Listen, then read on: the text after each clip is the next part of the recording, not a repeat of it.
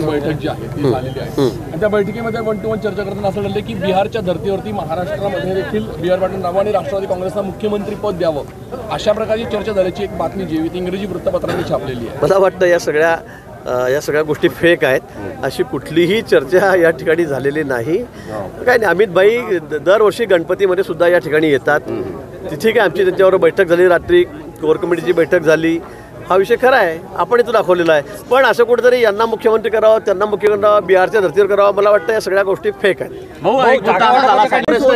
महाराष्ट्रामध्ये दलित आदिवासी संघटनांनी अनेक आंदोलनं केली की लाडली बहीण योजनेचा जो निधी आहे, लाडली बहीण योजनेचा जो निधी आहे हा दलित आदिवासी यांच्या सार्वजनिक विकासाचा जो निधी होता तो डायव्हर्ट करून या लाडली बहीणसाठी वापरण्यात जात आहे असं संघटनेनी निवेदन खोटा प्रचार आहे, हाही राजकारणाचा एक भाग आहे।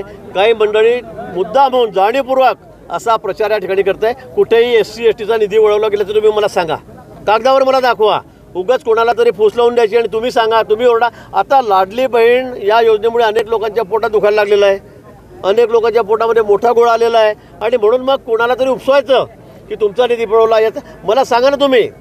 शेड्यूल ट्राईबचा कोणता निधी आम्ही त्या ठिकाणी घेतलेला आहे? 14,000 करोड रुपये निधी नाही, खोटा आहे, अतिशय खोटा प्रचार, अतिशय खोटा प्रचार आहे। एखादी योजना बंद झाली, एखाद्या योजनेतले पैसे कमी झाले, हे तुम्ही आम्हाला सांगा, कागदोपत्री दाखवा।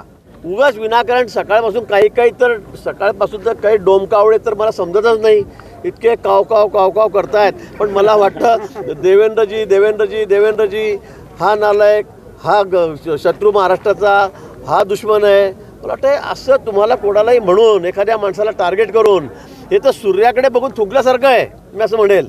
तुम्ही वरती बघून थुंकलं तर तुमच्या तोंडावर उडणार आहे। काही डोमकावळे स्वतःची त्यांची काही किंमत नाही, त्यांची काही ऐपत नाही, पण ते सकाळपासून निश्चय सुटतात, मला समजतच नाही काय बोलावं।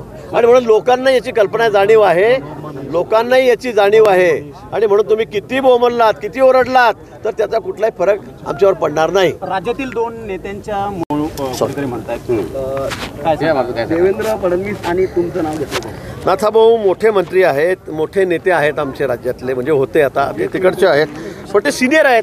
आता ते वारंवार सांगता आहेत की यांच्यामुळे प्रवेश खडला आता, आणि एकीकडे ते सांगतात की माझा प्रवेश मान्य आमचे राष्ट्रीय अध्यक्ष नड्डाजींनी केला, मान्य अमित भाईंनी केला, त्यांनी माझ्या गळ्यामध्ये मफलर टाकलं, त्यांनी माझ्या गळ्यामध्ये तो दुपट्टा टाकला।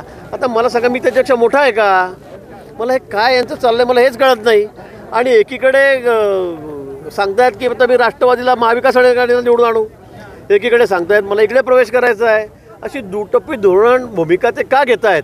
ते ज्येष्ठ नेते आहेत, खरं म्हणजे मोठे आहेत, त्यांनी एवढे पदं भोगलेले आहेत, 30 वर्ष आमदार राहिलेले आहेत, पण अशा पद्धतीने जे आज बोलतायत ते बघून तर सगळ्या महाराष्ट्रात मला इतकं आश्चर्य वाटतंय। म्हणजे घरामध्ये सगळी पदं पाहिजे, त्यांचं काय झालंय, त्यांच्या परिवारामध्ये सगळे पक्ष पाहिजे आणि सगळे पदही पाहिजेत।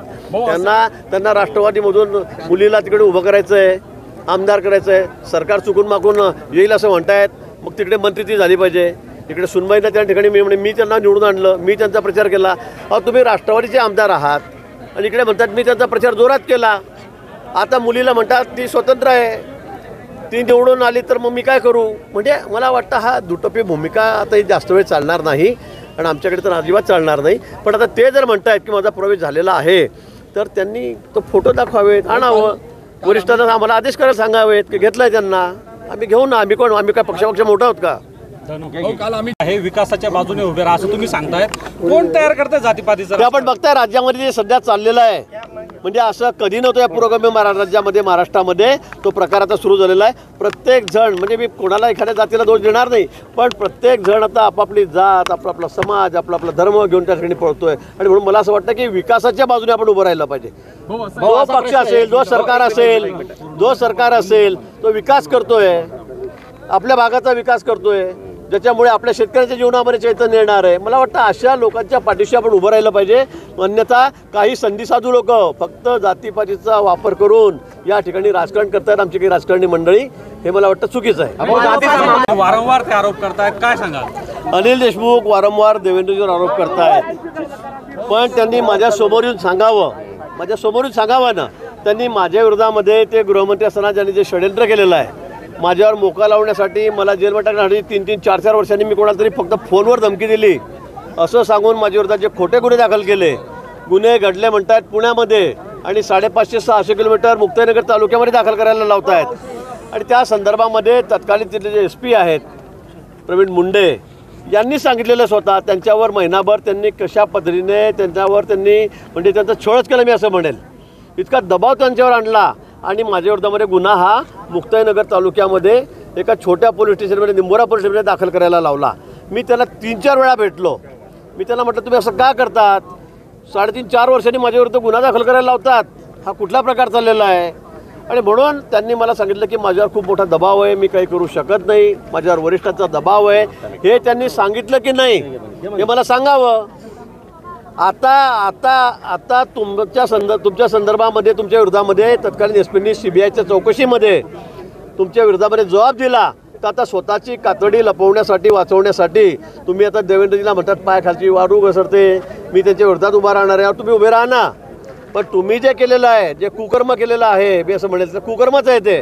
कारण अशा पद्धतीने 4-4 वर्षांनी खोटे गुन्हे दाखल करायचे, आम्हाला मोका लावायचा प्रयत्न करायचा, हा कुठला प्रकार आहे, त्याचं उत्तर आणि त्यांनी द्यावं. समोरासमोर चर्चेचं आव्हान देताय का तुम्ही? माझं त्यांना चर्चेचं समोरासमोर आव्हान आहे.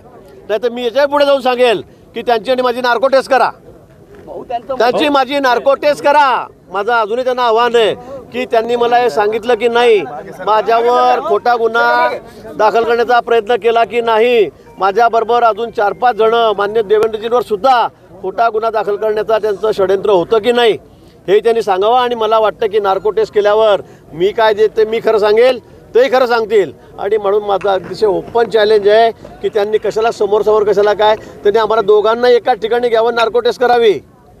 करा आमची नार्को टेस्ट. अनिल देशमुख जर नाही म्हणाले तर तुम्ही म्हणाल ती शिक्षा मी भोगेल. अजून जागा वाटण्याच्या बाबतीमध्ये कुठलाही निर्णय झालेला नाही. आमची त्या संदर्भामध्ये कुठे चर्चाही त्या दिवशी झालेली नाही. पण तिन्ही नेते या ठिकाणी बसतायत, उशिरापर्यंत त्याची चर्चा संदर्भात सुरू आहे.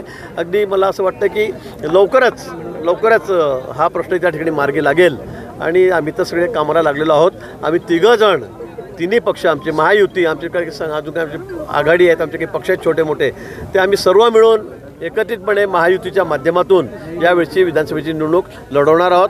आणि मी पुन्हा आपल्याला सांगेल की मोठं मताधिक्य अपेक्षेपेक्षाही आम्हाला जे त्यापेक्षा मोठं मताधिक्य जनता जनार्दन आमच्या पार्ट्यामध्ये टाकेल.